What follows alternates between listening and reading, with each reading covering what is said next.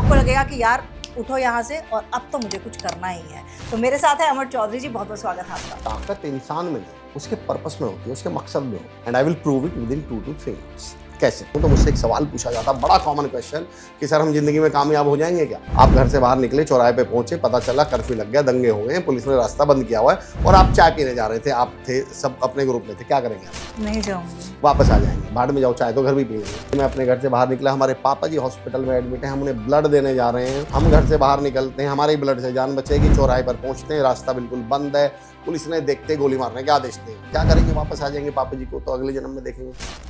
जाएंगे इंस्पेक्टर साहब के हाथ जोड़ेंगे, एसपी साहब के पैर पकड़ेंगे, डीएम साहब के सामने नाक रगड़ेंगे, सीएम हेल्पलाइन पे फोन करेंगे, फिर भी परमिशन नहीं मिली तो सामने खड़े होकर बोलेंगे मार दे गोली, जाऊंगी तो जरूर। अगर आपकी नज़रों में आपके सपनों की, अपने काम की, अपने मकसद की वैल्यू चाय के बराबर है तो मैंने कहा घबराने की कोई बात नहीं, आप अगले जन्म में जरूर काम करें, इसमें तो भूल जाइए, जाइए घर सो जाइए। पर अगर आपकी नज़रों में आपके सपने की, आपके मकसद की, आपकी सफलता की वैल्यू उन पापा जी के बराबर है, पार्डन माई लैंग्वेज, किसी के पापा जी भी आपको कामयाब होने से नहीं रोक सकते। 90% लोग इच्छा लेके बैठे हैं सफलता की, क्या हम सबको मालूम है क्या करना है एक्चुअली।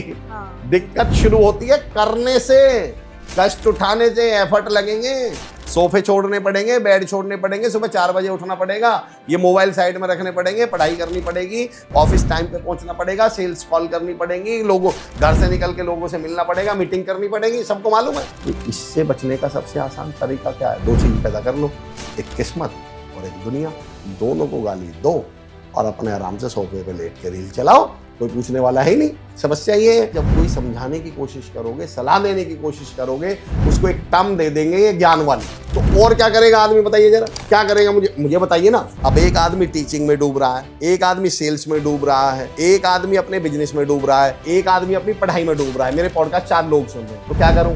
एक स्कूल खोल लूं उस पढ़ाई से, पढ़ाई वाले को बचाने के लिए, उस सेल्स वाले के लिए एक कंपनी खोल लूं। मतलब मैं क्या करूं? मैं चारों को ज्ञान ही तो दूंगा। ज्ञान का नाम दे दिया, ज्ञान बांट रहे जी। स्ट्रेस अब चिंता नहीं है, स्ट्रेस अब मार्केट है। क्योंकि कोर्स किस चीज के बिक रहे हैं? स्ट्रेस मैनेजमेंट के। मार्केट, और कोई चीज एक बार मार्केट बन जाए तो उसका सॉल्यूशन कोई ढूंढने ही नहीं देगा किसी को। दिक्कत तो ये है, बनना अमर चौधरी है, देख रहे हैं सपना चौधरी है। सपना चौधरी बनना है तो अमर चौधरी में मत लगाइए, मेरा तो पॉइंट ये है। इस वीडियो में व्यक्त किए गए सभी विचार, मत और सुझाव अतिथि के व्यक्तिगत अनुभवों और विचारों पर आधारित है। इसमें चैनल, एंकर या निर्माता की सहमति या विचारों का आवश्यक रूप से मेल होना जरूरी नहीं। इस वीडियो का उद्देश्य केवल जानकारी और विचार विमर्श है। इसका उद्देश्य किसी को नुकसान पहुंचाना, गुमराह करना या किसी प्रकार की खतरनाक राजनीतिक या वित्तीय सलाह को बढ़ावा देना नहीं है। दर्शकों से अनुरोध है कि वो किसी भी राय या सलाह पर कार्य करने से पहले अपने विवेक और विशेषज्ञ की सलाह जरूर लें। नमस्कार, कैसे हैं आप सब? मुझे पूरी उम्मीद है आप खैरियत से होंगे। और आज का ये पॉडकास्ट उन सब लोगों के लिए है जो जिंदगी में कुछ करना चाहते हैं, जो काफ़ी समय से निर्णय नहीं ले पा रहे थे, लेकिन आज वो निर्णय भी लेंगे और साथ ही साथ मोटिवेट होंगे कि मुझे क्या करना था, किस राह पर चलना है और आगे की जो तमाम चीज़ें हैं उन तमाम चीज़ों को कैसे अलाइन करना है। क्योंकि बहुत ज़रूरी है एक ऐसे गुरु का होना जो आपको ये बताए और ये सिखाए कि ज़िंदगी में अगर आपको कुछ करना है, ऑर्डिनरी से एक्स्ट्रा ऑर्डिनरी बनना है और नॉर्मल लाइफ नहीं जीनी है, कुछ बड़ा करना है, लार्जर देन लाइफ करना है, ताकि लोग आपको पहचाने, जाने, उसके लिए बहुत ज़रूरी है प्रेरणा, मोटिवेशन। लेकिन क्या ये मोटिवेशन सिर्फ कुछ देर की होती है? क्या ये मोटिवेशन के सिर्फ और सिर्फ आपके माइंडसेट से जुड़ी होती है, या फिर ये मोटिवेशन जो होती है वो आपकी की होती है सक्सेस के लिए, यानी कि चाबी है जिससे आप सक्सेसफुल हो सकते हैं। वो सक्सेस किसी भी तरह का हो सकता है। आपको पैसा चाहिए तो क्या माइंडसेट बदलने से, मोटिवेट होने से पैसा कमाया जा सकता है जितना हम चाहते हैं? रिश्तों में कुछ ऐसी चीज़ें चाहिए जो आप काफ़ी लंबे समय से ढूंढ रहे थे लेकिन नहीं मिल पा रही थी, तो क्या माइंडसेट बदलने से रिश्तों में सुधार आ सकता है? अगर आपको कुछ कहीं घूमने जाना था लेकिन हाँ आपके पैसे अलाउ नहीं कर रहे थे, या फिर सर्कमस्टांसेस ऐसे थे, या मेंटल हेल्थ ऐसी थी कि आप घूमने नहीं जा रहे थे, क्या मोटिवेशन यहाँ तक काम कर लेती है कि आपको जो चाहिए वो आप पा सकते हैं? तो इसके लिए हमारे साथ है लाइफ कोच, मोटिवेशन के गुरु। कह सकती हूँ कि अगर उनके साथ आप थोड़ी देर बैठ भी जाए ना तो आपको लगेगा कि यार उठो यहाँ से और अब तो मुझे कुछ करना ही है। तो मेरे साथ है अमर चौधरी जी, बहुत बहुत स्वागत है आपका। तमन्ना मैम, पहले तो बहुत बहुत बहुत बहुत आभार आपका। And I must say one thing, it is one of the most energetic introduction I have ever witnessed. मैं क्या मोटिवेटेड कमाल का आपने ऊर्जा से भरपूर इंट्रोडक्शन दिया। थैंक यू सो मच, बहुत बहुत आभार। Thank you so much. चलिए, मेरा तो मोटिवेशन देखिए, ये कोच का ना ये होता है, स्ट्रैटेजी होती है कि पहले ही आप एंकर को मोटिवेट नहीं कर नहीं दो। नहीं, आपने कमाल, लिटरली आपका इंट्रो, मैं मेरा ही इंट्रो नहीं, जो आपने भूमिका प्रोग्राम की जो बांधी है, पॉडकास्ट की जो भूमिका बांधी है, वो अपने आप में कमाल की थी। Thank you so much sir. तो सर, पहला सवाल मेरा आपसे हाँ ये जी, है हाँ जी। कि ये जो माइंडसेट का खेल होता है, क्योंकि हाँ जी। सारे कहते हैं कि अगर आपको कुछ भी चीज़ लग रही है ना, तो वो यहाँ का गेम है। हाँ, और वो होता भी है। बिल्कुल है, क्योंकि एक मैंने मीम देखा था, उसको मेंशन करती हूँ कि अगर आपको कोई बोल दे ना कि 20 किलो का भार उठाना है, तो आप नहीं उठा पाओगे। लेकिन अगर आपका बच्चा किसी मुश्किल में है ना, और आपको उसको कहीं से निकालना है, तो फटाक से आप वो 40 किलो का बच्चा भी उठा लोगे। वो मीम आपने मेरी देखी होगी फिर तो। अच्छा। अगर आप ये एग्जांपल कोट कर रहे हैं तो फिर आपने मेरी देखी really? होगी। तो क्या काम करता है मोटिवेशन? एक्चुअली दरअसल क्या है, देखो अब मैं यहाँ से शुरू करता हूँ, जो आपने ये एग्जांपल दिया ना, एक्चुअली जिस जिस मीम का जिस उसका आपने जिक्र किया, उसको मैं बोलता हूँ पावर ऑफ पर्पस। प्रॉब्लम ये है तमन्ना मैम, मोटिवेशन पे तो मैं थोड़ी देर बाद आऊँगा। मैं अक्सर अपने ट्रेनिंग्स में, ऑफलाइन ट्रेनिंग्स में कहता हूँ कि ताकत इंसान में नहीं, उसके पर्पस में होती है, उसके मकसद में होती है। And I will prove it with in 2 to 3 minutes. कैसे?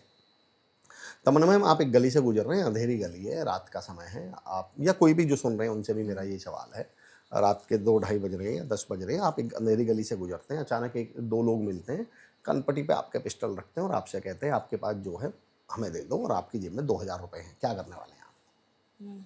क्या करने वाले हैं आप? ऑब्वियसली दे दूंगी। मेरा सवाल, क्यों? जान है तो जान है। जान है तो जान है। अगले दिन फिर आप उसी गली से गुजर रहे हैं, फिर आपको वही 2 लोग मिलते हैं, फिर वो आपकी कनपटी पे पिस्टल रखते हैं। आज आपकी गोद में आपका 1.5 साल का बेटा है, और वो उस पिस्टल को रखकर आपकी कनपटी कहते हैं अपना बेटा हमें दे दें। क्या ऐसी बात आप दे देंगे? नहीं, क्यों? उनके हाथ में पिस्टल नहीं है क्या? नहीं सही। वो ताकतवर नहीं है क्या? आज अंधेरा नहीं है क्या? फर्क क्या पड़ गया? दरअसल कल सवाल 2000 रुपये का था, आज सवाल आपके बच्चे का है।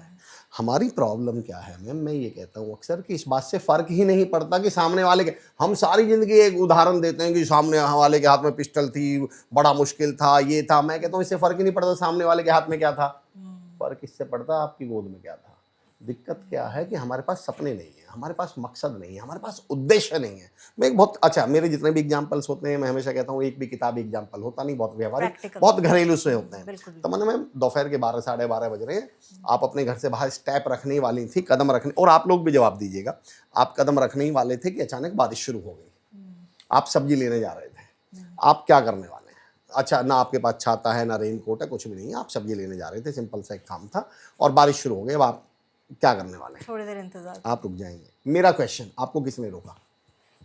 बारिश। बारिश ने। मेरा अगला सवाल, आप 12:30 बज रहे हैं, आपके बेटे के स्कूल की छुट्टी हुई है, आपकी बेटी के स्कूल की छुट्टी हुई है, आप उसे लेने जा रहे हैं, आप घर से बाहर कदम रखते हैं, बारिश शुरू हो गई, क्या करेंगे आप? छाते का इंतजाम करूंगी। नहीं है, छाता नहीं है, रेन कोट नहीं है, कुछ नहीं है, खुद चली जाऊंगी। चले जाएंगे। मेरा अगला सवाल, बारिश और तेज हो गई, अब तो रुकेंगे? अब तो रुक जाएंगे ना, बारिश और तेज हो जाए तो? नहीं आंधी आ जाए तो फिर तो रुक जाएंगे? नहीं नहीं बिल्कुल सुनामी आ जाए तो? नहीं। बल्कि और दौड़ के जाएंगे। हाँ। हम सारी जिंदगी खुद से ये झूठ बोलते हैं कि हमें बारिशें रोकती हैं, हमें रोकते हैं तमन्ना मैम, हमारे मकसद है। जिस दिन घर से मकसद ही बाहर निकलने का, टिंडे लेने जाना है, तो बारिश तो छोड़ दो, बूंदाबांदी रोक लेंगी। और जब घर से बाहर निकलने का मकसद, तो बच्चे को लेने, बच्ची को लेने जाना है ना, जितनी तेज तूफान आएगा उतना तेज भगेंगे हम। मुश्किलों से दिक्कत नहीं है, परेशानियों से दिक्कत नहीं है, दिक्कत ये है हमारे सपने कितने बड़े हैं, हम उनकी वैल्यू कितनी करते हैं, हम उनका, मैंने जो टॉपिक बनाया that is called power of purpose. जब मैं कॉलेजेस में जाता हूँ, इवन कॉर्पोरेट्स में सेशन लेने जाता हूँ, तो मुझसे एक सवाल पूछा जाता, बड़ा कॉमन क्वेश्चन, कि सर हम जिंदगी में कामयाब हो जाएंगे क्या? और मैं इसका कभी आंसर नहीं देता, मैं इसको कभी भी इसको रिप्लाई करता ही नहीं, पलट के, बल्कि उनसे 3 सवाल पूछता हूँ, मैम 3 सिचुएशन देता हूँ कि आप लोग, ग्रुप है आप लोगों का, 2 दोस्त हैं, मैं मान लेता हूँ रोहित और मोहित 2 दोस्त हैं, दोनों ने सोचा कि चलो यार चाय पीने चल रहे हैं। आप घर से बाहर निकले, चौराहे पे पहुंचे, पता चला कर्फ्यू लग गया, दंगे हो गए, पुलिस ने रास्ता बंद किया हुआ है, और आप चाय पीने जा रहे थे, आप थे सब अपने ग्रुप में थे, क्या करेंगे आप लोग? नहीं जाऊंगी। वापस आ जाएंगे, भाड़ में जाओ, चाय तो घर भी पी लेंगे। सिचुएशन नंबर 2, आज आपका यूपीएससी का एग्जाम है, यूपीएससी का एग्जाम है, या आज आपका किसी मल्टीनेशनल कंपनी में इंटरव्यू है, 2 साल से आप तैयारी कर रहे थे, आप घर से बाहर निकले, चौराहे पे पहुंचे, दंगे हो गए, कर्फ्यू लगा हुआ है, रास्ते बंद है, आप क्या करेंगे? नहीं जाऊंगी। नहीं जाएंगे अब की बार भी भाई, जब दंगा हो गया, कर्फ्यू हो गया, मे बी आप इतना कर सकते हैं कि 1-2 बार ट्राई कर ले, लेकिन फिर भी पता चले पुलिस ने देखते गोली मारने के आदेश दिए तो नहीं जाऊंगी। तो बिल्कुल भाग के घर आ जाएंगे। सिचुएशन नंबर 3, आप अपने घर से बाहर निकले, मैं अपने घर से बाहर निकला, हमारे पापा जी हॉस्पिटल में एडमिट हैं, हम उन्हें ब्लड देने जा रहे हैं। हम घर से बाहर निकलते हैं, हमारे ब्लड से जान बचेगी, चौराहे पर पहुंचते हैं, रास्ता बिल्कुल बंद है, पुलिस ने देखते गोली मारने के आदेश दिए। क्या करेंगे? वापस आ जाएंगे पापा जी को तो अगले जन्म में देखेंगे? जाएंगे। इंस्पेक्टर साहब के हाथ जोड़ेंगे, एसपी साहब के पैर पकड़ेंगे, डीएम साहब के सामने नाक रगड़ेंगे, सीएम हेल्पलाइन पे फ़ोन करेंगे। फिर भी परमिशन नहीं मिली तो सामने खड़े होकर बोलेंगे मार दे गोली, जाऊंगी तो जरूर, जाऊंगा तो जरूर। जब मुझसे कोई सवाल पूछता है ना मैम ये कि सर मैं कामयाब हो जाऊंगा क्या, तो मैं पलट के ये पूछता हूँ भाई तुम्हारे नज़रों में तुम्हारे सपनों की वैल्यू, तुम्हारे मकसद की वैल्यू कितनी है? अगर आपकी नज़रों में आपके सपनों की, अपने काम की, अपने मकसद की वैल्यू चाय के बराबर है तो मैंने कहा घबराने की कोई बात नहीं, आप अगले जन्म में जरूर कामयाब होंगे। इसमें तो भूल जाइए, जाइए घर सो जाइए। अगर आपकी नज़रों में आपके सपनों की वैल्यू उस इंटरव्यू, उस यूपीएसआई के एग्जाम के बराबर है तो हो सकता है आप 2-4 साल में कामयाब हो जाएं या ना भी हो, मेरी कोई गारंटी नहीं। पर अगर आपकी नज़रों में आपके सपने की, आपके मकसद की, आपकी सफलता की वैल्यू उन पापा जी के बराबर है तो पार्डन माई लैंग्वेज, किसी के पापा जी भी आपको कामयाब होने से नहीं रोक सकते। मैम समस्या ये है कि हमारे पास सपने ही नहीं है, मकसद नहीं है, जरा सी चुनौती आई छोड़ दिया। अरे तो आपके पास सपना ही नहीं था फिर। एक होती है इच्छा और एक होता है मैम इरादा। 90% लोग इच्छा लेके बैठे हैं सफलता की कि मैं कलेक्टर बन जाऊं, मैं आईपीएस बन जाऊं, मैं मोटिवेशनल स्पीकर बन जाऊं, मैं बिजनेसमैन, एंटरप्रेन्योर। ये इच्छा तो सबको है, इच्छाओं से थोड़ी कामयाबी मिलती है। मेरी एक बुक है बॉर्न अगेन, उसमें मैंने एक चैप्टर लिखा है जिसमें मैंने लिखा है पहले ये पता कीजिए आप इच्छाधारी हैं या इरादाधारी। दोनों में अंतर बता देता हूँ। जरा सी गर्मी पड़ी इच्छा पिघल जाएगी और जितनी गर्मी पड़ेगी इरादा उतना ही मजबूत होगा। तो पहले तो ये चेक कर लीजिए आप इच्छाधारी हैं या इरादाधारी। तो ये इच्छा से इरादा तक का सफर कैसे तय किया? अरे ये बड़ा कमाल का सवाल पूछा है। मैं ये कहता हूँ, thank you so much for this question. बड़ा कमाल का क्वेश्चन। मेरी ज़िंदगी में मुझे 15-16 साल हो गए मैम कॉर्पोरेट ट्रेनिंग में, मोटिवेशनल स्पीकिंग में। मुझे अब तक अपनी ज़िंदगी में सबसे खूबसूरत और सबसे कमाल का जो सवाल लगता है वो इंदौर में एक कॉलेज में एक बच्चे ने मुझसे पूछा था और वहाँ से मैं शुरू करता हूँ। हम लोग, ये क्वेश्चन इतना पावरफुल है मैम अपने आप में कि शायद ये लोगों को कुछ टूल दे दे, कोई रास्ता दे दे। मेरी एक थ्योरी है मैम जिसमें मैं कहता हूँ changes come inside not from inside. हमें आज तक सबसे गलत तो यही सिखाया, आपने जितने भी लाइफ कोचेज, जितने भी स्पीकर्स को आज तक सुना है, क्या कहा गया? कहाँ से बदलो? अंदर से, बाहर से? अंदर से। इससे बड़ा झूठ धरती पे नहीं है। मैं ये कहता हूँ मैम कि changes come inside not from inside. बदलाव आते अंदर हैं पर अंदर से नहीं आते। आप इसको ऐसे समझिए, हम इस हॉल में बैठे ही सेशन कर रहे हैं अभी और मैं आपसे कहता हूँ या हम अभिषेक जी से या वरुण से कहते हैं कि यार इसको और ब्यूटीफाई कर लो और बेहतर बना दो इस हॉल को। तो जरा बताइए तमन्ना मैम क्या क्या करेंगे, क्या क्या आप लोग करेंगे? आपसे ही पूछता हूँ, चलो आपकी जिम्मेदारी है, क्या करेंगे आप? थोड़े से प्रॉप्स बदल दूंगी। कहाँ से आएंगे मैम? मार्केट से। बाहर से। और बताइए क्या करेंगे आप? फ्लोरिंग बदलेंगे, कहाँ से आएंगे? पेंट बदलेंगे, कहाँ से आएगा? एसी बदलेंगे, कहाँ से आएगा? सोफा बदलेंगे, कहाँ से आएगा? मैं दुनिया को ये समझाने की कोशिश कर रहा हूँ कि changes come inside not from inside. अंदर आते हैं। अगर आप अंदर से कमजोर हो, अंदर से इच्छाधारी हो तो इच्छाधारी ही रहोगे सारी जिंदगी। अब सवाल है इरादाधारी बने कैसे? तो मैं उस क्वेश्चन पे लेके आता हूँ जहाँ मैंने उस बच्चे को जवाब दिया था।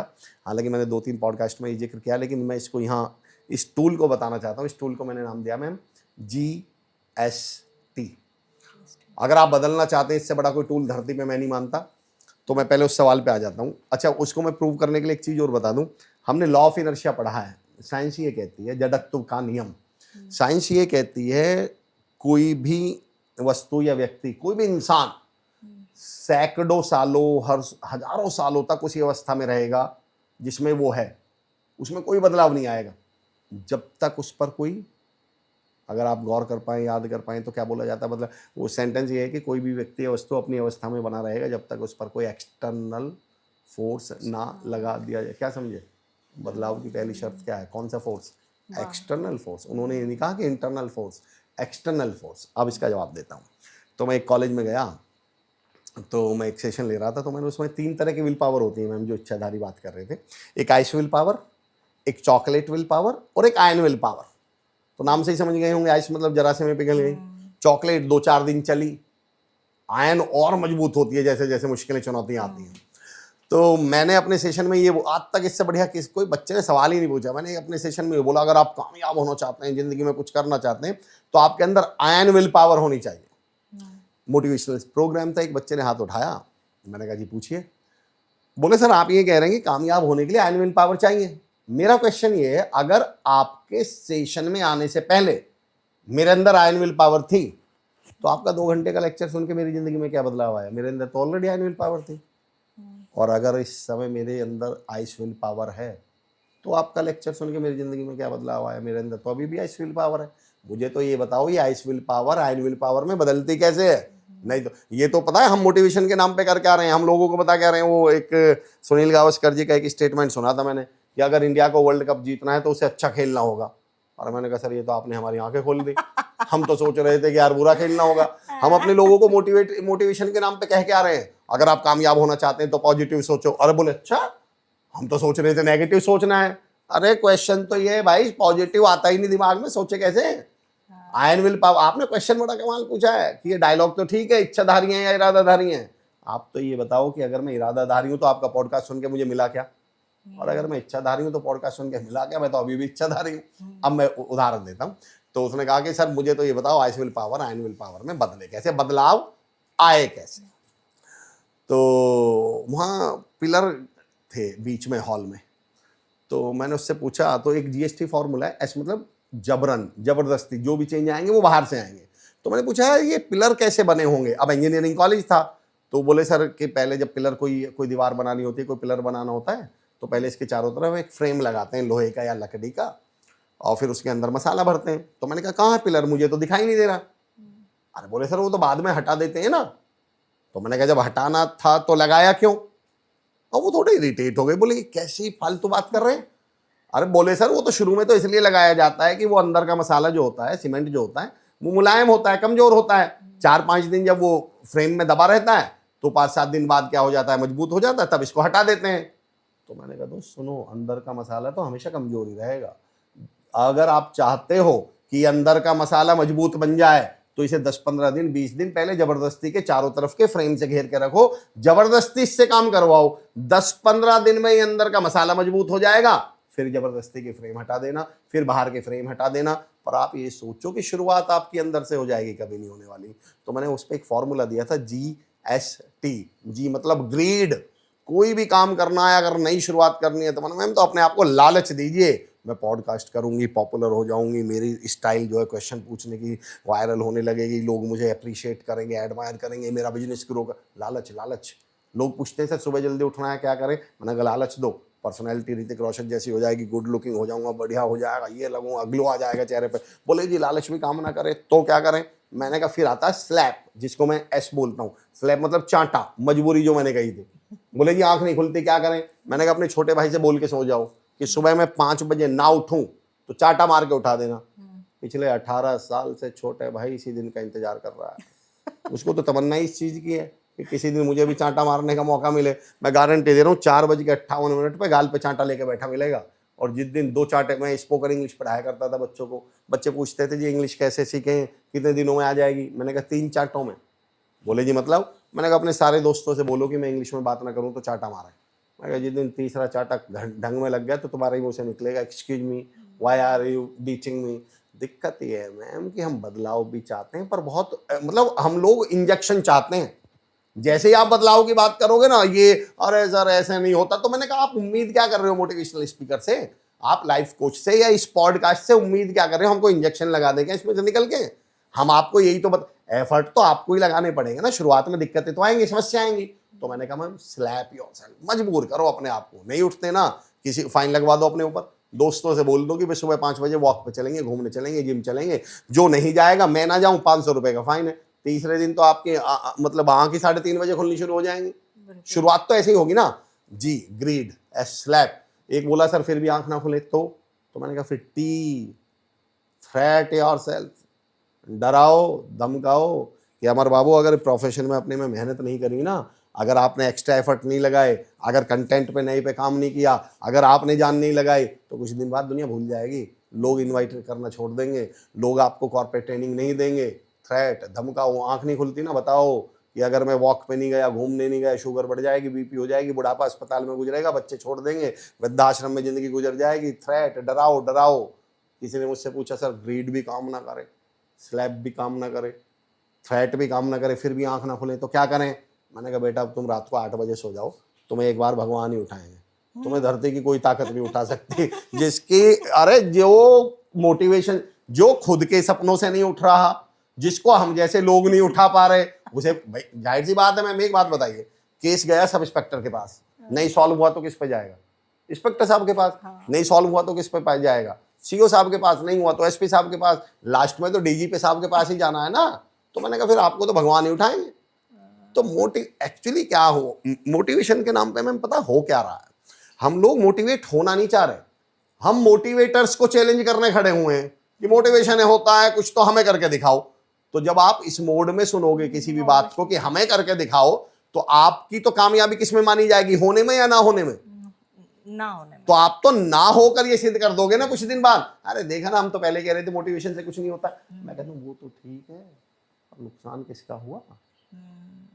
तो जिस दिन हम इस छोटी सी बात को समझ गए, उस दिन मैं अपनी ऑफलाइन सेशन में वैसे ही एक एग्जांपल दिया करता हूँ कि यार आप फ्लाइट से जा रहे हो और अचानक आपको पता चला कि इस फ्लाइट को जो पायलट है जो उड़ा रहा है वो तो तुम्हारा खानदानी दुश्मन है, जिसने तुम्हारे दादाजी की ज़मीन हड़प ली थी। तो मैंने कहा अब तुम्हारे पास 3 ऑप्शन है, बताओ उसे कैसे मारोगे? चाकू से, जहर दे के, या गोली से? कैसे मारेंगे? तो चाकू तो जाता ही नहीं है एरोप्लेन में। मैंने दे दिया। मैं तो नहीं मार पाऊंगी सर, उड़ती रहूंगी। अच्छा, कॉमन क्वेश्चन है, मैं कॉमन आदमी से सवाल पूछ रहा हूँ। हवाई जहाज उड़ रहा है, पायलट उड़ा रहा है, आपको पता चला आपको चाकू भी मिल गया, गोली भी मिल गई, जहर भी मिल गया, किससे मारेंगे? फिर भी इनसे पूछते हैं किससे मारोगे भाई? किससे मारोगे भाई? वरुण बताओ, अभिषेक जी। नहीं मारेंगे? क्यों नहीं मारेंगे? अरे मोटिवेट हो गए सर। Live example. ये बहुत सिंपल सा क्वेश्चन अरे मेरे को नहीं भाई पायलट को मारने का तो पहला ही मतलब है कि हम मर जाएंगे। True. तो मैं उन लोगों को बड़ा मतलब मैं उन पर आश्चर्य करता हूँ जो पॉडकास्ट पे आएंगे, मेरे नहीं किसी के पे भी, और नीचे आके वो लाइन क्या लिखने बैठेंगे, अरे इन बातों से कुछ नहीं होता। तो फिर ये पॉडकास्ट आपने सुना ही क्यों था? ये सेंटेंस लिखने के लिए। अगर आप ये मानते हैं मोटिवेशन से कुछ नहीं होता, इन बातों से कुछ नहीं होता, तो कम से कम इतनी बुद्धि का तो परिचय दो कि पहले 1 सेकंड में ही पॉडकास्ट बंद कर देना था। आपने ये पूरा पॉडकास्ट सुना है, फिर उस पे नीचे एक कमेंट लिखा है कि इन बातों से कुछ नहीं होता, तो मतलब आप इतने बड़े वाले हैं कि 1 घंटा अपना लगाकर ये लिखने के लिए बैठे थे। सही बात है। हमने क्या किया है, हमने कोई डायलॉग रट लिए। मैं इंदौर में एक स्कूल की, हमने कुछ रट लिए और उनके सहारे जिंदगी जी रहे हैं हम, और उनका मतलब पता कुछ नहीं है। मैं एक इंस्टीट्यूट की ओपनिंग थी, उसमें 4 पार्टनर थे, 11 बजे का समय था, हम भी पहुंच गए। तो वह पहले थोड़ा बहुत काम हुआ, फिर वहाँ एक वो नहीं होते जैसे बैठ के बताएंगे डिटेलिंग वगैरह। तो पहले एक पार्टनर ने बताया 10-15 मिनट की हमारी ये प्लानिंग है, हम ये करेंगे वो करेंगे, फिर दूसरे ने बताया, फिर तीसरे ने बताया। मैं ये बता रहा हूँ हमने डायलॉग रट लिया, हमें एक्चुअल में ये नहीं पता कि इसका मतलब क्या है। जब चौथे की बारी आई तो चौथे साहब ने एक डायलॉग बोला कि मैं बोलने में नहीं करने में यकीन रखता हूँ। और उन्होंने ऐसा माइक रख दिया। मैंने हाथ उठाया, मैं तो पब्लिक में था। बोले जी हाँ। मैंने कहा भाई साहब आप पिछले 1.5 घंटे से ये एक लाइन बोलने के लिए बैठे हुए थे इसमें। अगर आप बोलने में नहीं और करने में यकीन रखते हो तो मेरा क्वेश्चन तो ये, आपको तो इस स्टेज पे बैठना ही नहीं चाहिए था। आप इन तीनों पार्टनर से ये बोलते भाई स्पीच तुम दे लेना, तुम प्रेस कॉन्फ्रेंस कर लेना, तुम लोगों से बात कर लेना, मैं अंदर काम संभाल रहा हूँ। मैंने कहा आप पिछले 1.5 घंटे से सारा काम धंधा छोड़कर और फिर लास्ट में एक लाइन बोल रहे हो कि मैं बोलने में नहीं करने में यकीन रखता हूँ। मैंने कहा आप किसी में भी यकीन नहीं, बोलना आपको आता नहीं और करने में आप यकीन रखते नहीं। मेरा पॉइंट ये, हमने रट तो ली चीजें, पर उसका मतलब खुद एक बार खुद भी तो सोच लीजिए हम बोल क्या रहे हैं। तो जिस दिन हमें ये छोटी सी बात समझ में आ गई उस दिन समस्या खत्म हो जाएगी। ये जो आप तमाम बातें कर रहे हैं ना, मुझे ऐसा लग रहा है जैसे औकात, अपनी औकात को समझना, ये हाँ देखिए औकात शब्द थोड़ा हार्श हो जाएगा, पर आपने एक बड़ा कमाल आपने कह दिया तो मैं उसको थोड़ा सा, बिल्कुल आपने सही वर्ड यूज किया है। वैसे तो होना चाहिए कभी कभी ना चीजों को हार्श होना चाहिए खुद को लेके। मैं इसको ऐसे कहता हूँ सेल्फ असेसमेंट टेस्ट, SAT, खुद के अंदर झांकना। आप जब 90, मेरा अपना व्यक्तिगत तौर पे मानना है मैम, किताबें रिसाले ना अखबार पढ़ना, मगर इस दिल को हर रोज एक बार पढ़ना। जितने फालतू के सवाल हम इस दुनिया से पूछते घूम रहे हैं ना, उसके अगर 10% भी खुद से पूछ लीजिए ना, तो आप यकीन जानिए आपकी सारी समस्याओं के सॉल्यूशन यहीं मिल जाएंगे आपको। हमारी प्रॉब्लम ये, हम यहाँ भी, वो एक उदाहरण मैं कई बार दिया है पर मैं रिपीट कर देता हूँ उस उदाहरण को, कि एक साहब पहुँचते हैं और डॉक्टर के पास बोलते हैं डॉक्टर साहब मेरे पूरे शरीर में दर्द है, यहाँ उंगली लगाता हूँ तो दर्द होता है, यहाँ उंगली लगाता हूँ तो दर्द होता है, पूरे शरीर में दर्द है, यहाँ उंगली लगाता हूँ तो दर्द होता है, यहाँ उंगली लगाता हूँ तो दर्द होता है, पूरे शरीर में दर्द है। डॉक्टर साहब चेकअप करते हैं, पता चला उंगली में फ्रैक्चर है। अब वो जहाँ जहाँ उंगली लगाए वहाँ वहाँ उसे दर्द हो रहा है, उसे लग रहा है पूरे शरीर में दर्द है, वो उंगली चेक करने के लिए तैयार नहीं है। उम्र भर हम ये खता करते रहे, धूल चेहरे पे थी और आईने सफा करते रहे। प्रॉब्लम कहीं और है, सॉल्यूशन हम कहीं और ढूंढे जा रहे हैं। मैं अपने ऑफलाइन ट्रेनिंग्स में एक उदाहरण देता हूँ कि भाई छत से पानी टपका और वो फर्श पे पड़ा, फर्श पे गड्ढा हो गया। मैंने देखा अरे यार फर्श पे तो गड्ढा हो रहा है, तो मैंने एक मुट्ठी सीमेंट उठाया और उस गड्ढे पे डाल दिया। मैं दोपहर को आया, गड्ढा इतना बड़ा हो गया। मैंने क्या अरे अब क्या करूँ, मैंने एक तसला में भरा सीमेंट और उस पर डाल दिया। मैं शाम को आया, गड्ढा इतना बड़ा हो गया।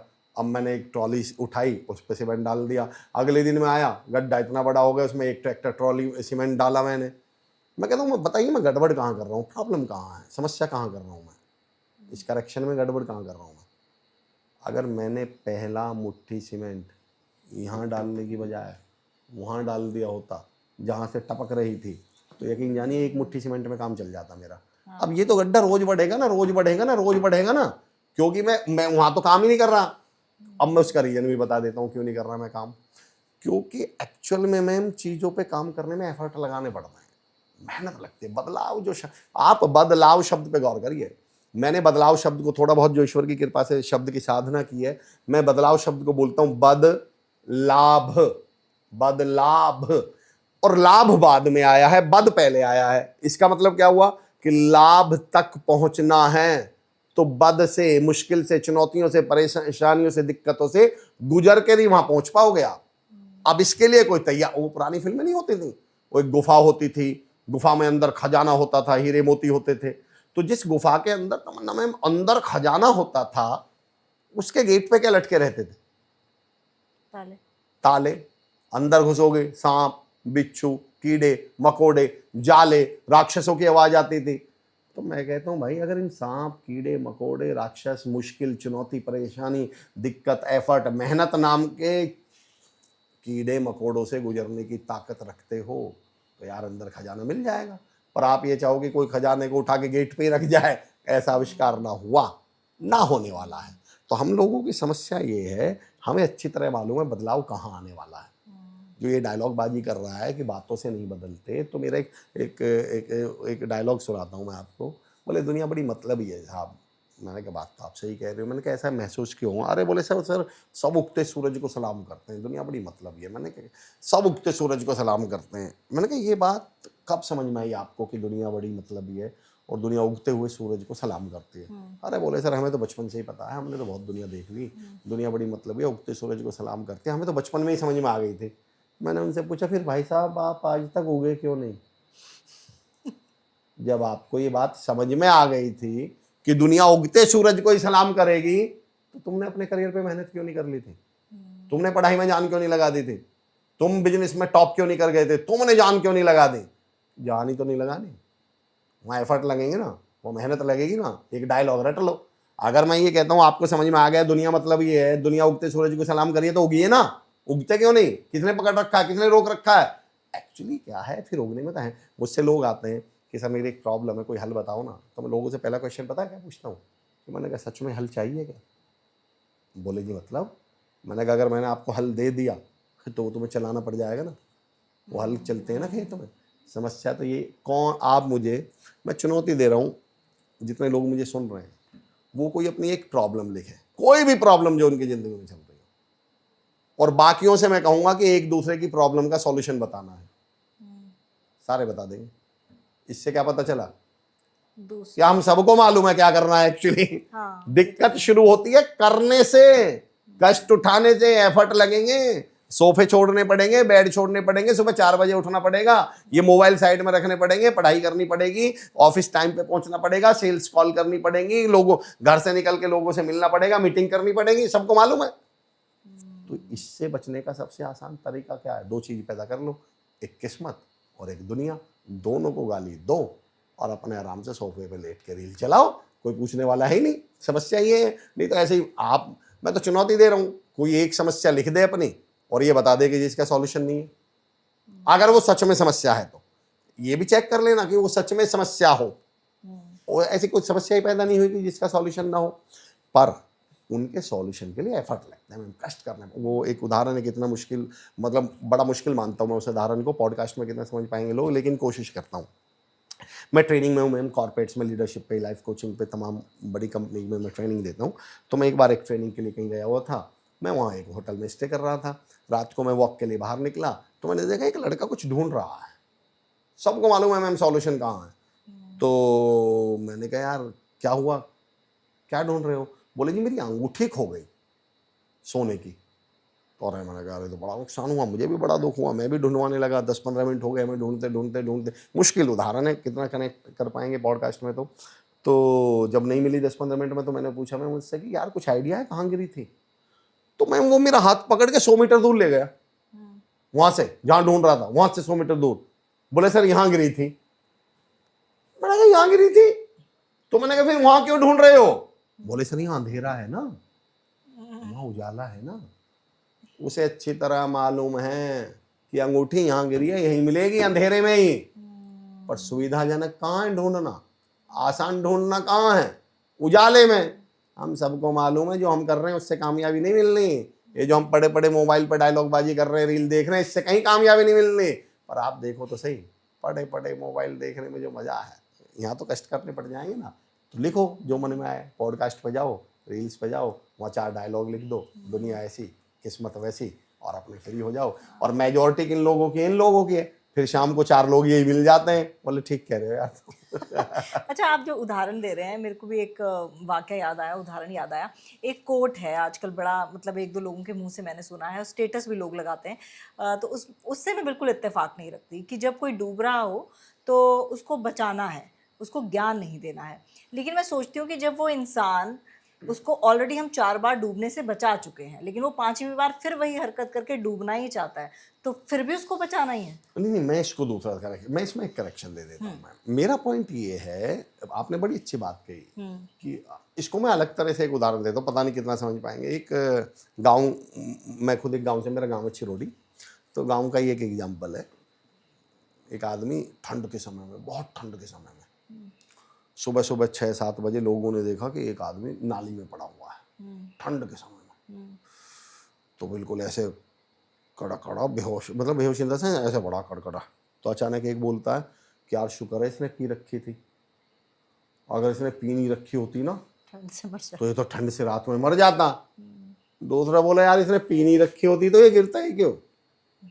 ये कौन सा डायलॉग मार दिया कि तुमने पी रखी थी इसलिए ठंड से, अरे नहीं पी रखी होती तो ये गिरता भी नहीं।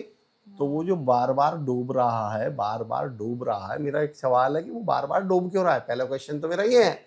और दूसरा क्वेश्चन, मैं भी एग्री करता हूँ कि ज्ञान नहीं देना, पर मेरा सवाल एक्चुअली ये जो ज्ञान शब्द है ना मैम, इसको हमने बड़ी चालाकी से, जब कोई समझाने की कोशिश करोगे, सलाह देने की कोशिश करोगे, उसको एक टर्म दे देंगे ये ज्ञान वाली। तो और क्या करेगा आदमी, बताइए जरा, क्या करेगा? मुझे बताइए ना। मैं एक पॉडकास्टर हूँ, मान लो मैं एक मोटिवेशनल स्पीकर हूँ। अब एक आदमी टीचिंग में डूब रहा है, एक आदमी सेल्स में डूब रहा है, एक आदमी अपने बिजनेस में डूब रहा है, एक आदमी अपनी पढ़ाई में डूब रहा है। मेरे पॉडकास्ट 4 लोग सुन रहे हैं, तो क्या करूं? एक स्कूल खोल लूं उस पढ़ाई से पढ़ाई वाले को बचाने के लिए, उस सेल्स वाले के लिए एक कंपनी खोल लूं। मतलब मैं क्या करूं? मैं चारों को ज्ञान ही तो दूंगा, मेरी बातें ही तो बचाएंगी उन्हें। और बातों को आपने क्या डायलॉग बाजी मार दी, ज्ञान का नाम दे दिया, ज्ञान बांट रहे जी। एक्चुअली मेरा एक टॉपिक है मैम, ट्रैपिंग। उसमें मैं लंबा नहीं जाऊंगा, लेकिन उसको बहुत शॉर्ट में समझाता हूं आपने।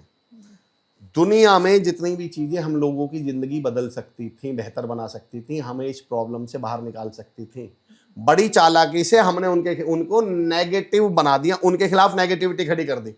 उनमें से एक चीज ज्ञान भी है। बिल्कुल ठीक आपने। ऐसी बातें सुन सुनकर लोग किसी ना किसी बात से, हम सब की जिंदगी, इवन मैं आपको एक बात बताऊं, जब हम किसी अपने पुराने टीचर के बारे में बात कर रहे होते हैं ना, तो जिसने हमें 10 साल 12 साल भी पढ़ाया हो ना, अपनी पूरी ज़िंदगी खपाने के बाद भी हम पता उनके बारे में क्या बोलते हैं, यार हमारे एक सर थे, वो एक बात बोलते थे। 10 साल बाद भी हम एक ही बात की बात कर रहे हैं, 100 बात की बात नहीं कर रहे। उनकी वो एक ही बात तो उनकी ज़िंदगी बदल देती थी। लोगों की ज़िंदगी एक एक बातों ने बदली है, चाहे स्वामी विवेकानंद हो, चाहे मोहनदास करमचंद गांधी हो, इन सब की ज़िंदगी तो एक एक ही बातों ने बदली है, एक एक घटनाओं ने तो बदली है। तो ये जो ज्ञान नाम की चीज़ कह रहे हैं, पता नहीं किसको कौन सी बात लग जाए और कौन सी बात उसको उठा दे। पर इन्होंने कहा यार ऐसे तो ये बदल जाएंगे, ऐसे तो इनमें सुधार की गुंजाइश है। तो बोले कैसे रोकें? बोले इसे ज्ञान का नाम दे दो। अब जैसे कोई ऐसी बात करे तो क्या बोल देना, अरे ज्ञान दे रही है दुनिया तो बच जा। अब सामने वाला, अच्छा जिसको इसका फायदा उठाना था, मुझे दुख उन लोगों का नहीं है, जिसको फायदा उठाना था, अब वो भी क्या डायलॉग रट के आ गया, अरे ज्ञान मत दो। और क्या, आप मुझे बताओ ना क्या दें? मैं 1000 लोगों, मैं क्या, कोई मेरी हर बार 100 बार फाइनेंशियल मदद कर देगा क्या मुझे? मैं एक न्यूज़ चैनल में थी तो वहाँ पर आउटपुट सेगमेंट पे एक वो लगा था, एक छोटा सा पेपर का प्रिंट आउट था, तो उसमें लिखा हुआ था यहाँ आकर ज्ञान ना बांटो, यहाँ सब ज्ञानी हैं। हाँ होंगे हाँ होंगे, पर मेरा सवाल ये है कि ज्ञानी का मतलब ये थोड़ी जो जानता हो, जो उसको एक्शन में लाता हो। अगर मेरा एक क्वेश्चन है, यहाँ सब ज्ञानी हैं, तो इस पोस्टर को लगाने की जरूरत कैसे पड़ गई? अगर यहाँ सब ज्ञानी होते तो ये पोस्टर यहाँ होता ही नहीं। मैं आपको कुछ चीज़ें बताता हूँ, मैं इससे कितना कनेक्ट होंगी मुझे नहीं मालूम। हमने कुछ चीज़ें रट ली। अब मैं एक अलग डायलॉग डालूंगा जो मतलब हो सकता है इससे कनेक्टेड ना हो, पर मैं ये बता रहा हूँ चीज़ें काम कैसे करते हैं। आपने डायलॉग सुना कि हम तो लोगों को आईना दिखाने का काम करते हैं, सच्चाई दिखा देते हैं, लोग बुरा मान जाते हैं, हम तो आईना दिखाते हैं। मैं ऐसे लोगों से एक सवाल पूछता हूँ, क्या कोई ट्रांसपेरेंट ग्लास किसी को शक्ल दिखा सकता है, आईना दिखा सकता है, उसका चेहरा दिखा सकता है? शक्ल देखने के लिए ग्लास की पहली शर्त क्या है? ग्लास पीछे से कैसा होना चाहिए? मतलब पेंटेड होना चाहिए। पेंटेड, काला।